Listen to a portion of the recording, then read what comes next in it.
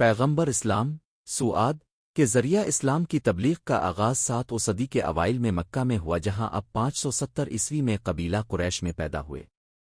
ایک نبی کے طور پر ان کا سفر مراحل میں آشکار ہوا، ہر ایک منفرد چیلنجوں اور ان کے لوگوں کے رد عمل سے نشان زد ہوا۔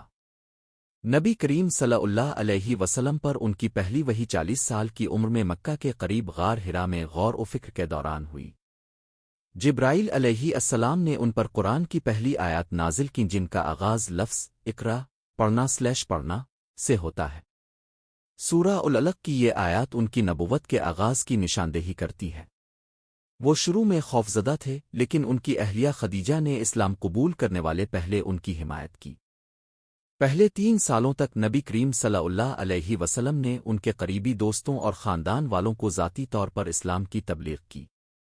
انہوں نے لوگوں کو توحید کی طرف بلایا، ایک خدا اللہ پر عقیدہ، بت پرستی کے خلاف تنبیہ کی اور انصاف، دیانت اور خیرات کی وکالت کی۔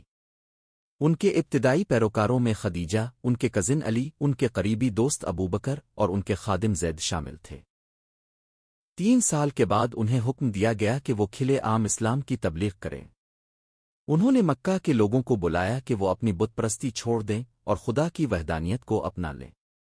ان کے پیغام میں لوگوں کے درمیان مساوات شامل تھی، خواہ ان کے قبیلے سماجی حیثیت سے قطع نظر، جس سے مکہ کی طاقتور اشرافیہ کو خطرہ لاحق تھا، جو بت پرستی کی مرکزی جگہ کعبہ کو کنٹرول کرتا تھا۔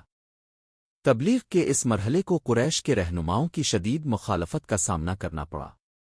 انہیں خدشہ تھا کہ اسلام ان کے سماجی نظام اور ان کی معاشی طاقت کو تباہ کر دے گا، جو مشرکین کی کعبہ کی زیارت سے منسلک تھی۔ محمد صلی اللہ علیہ وسلم اور ان کے پیروکاروں کو ستایا گیا، ان کا مذاق اڑایا گیا اور معاشی اور سماجی بائیکاٹ کا نشانہ بنایا گیا۔ بڑھتے ہوئے ظلم و ستم کی وجہ سے محمد صلی اللہ علیہ وسلم نے اپنے کچھ پیروکاروں کو حبشہ میں پناہ لینے کا مشورہ دیا۔ عیسائی بادشاہ نیگس کی حکومت تھی۔ اس کی حفاظت میں ان ابتدائی مسلمانوں کو تحفظ ملا۔ قریش نے انہیں واپس لانے کی کوشش کی، لیکن بادشاہ نجاشی نے اسلام کی خبر سن کر ان کے حوالے کرنے سے انکار کر دیا۔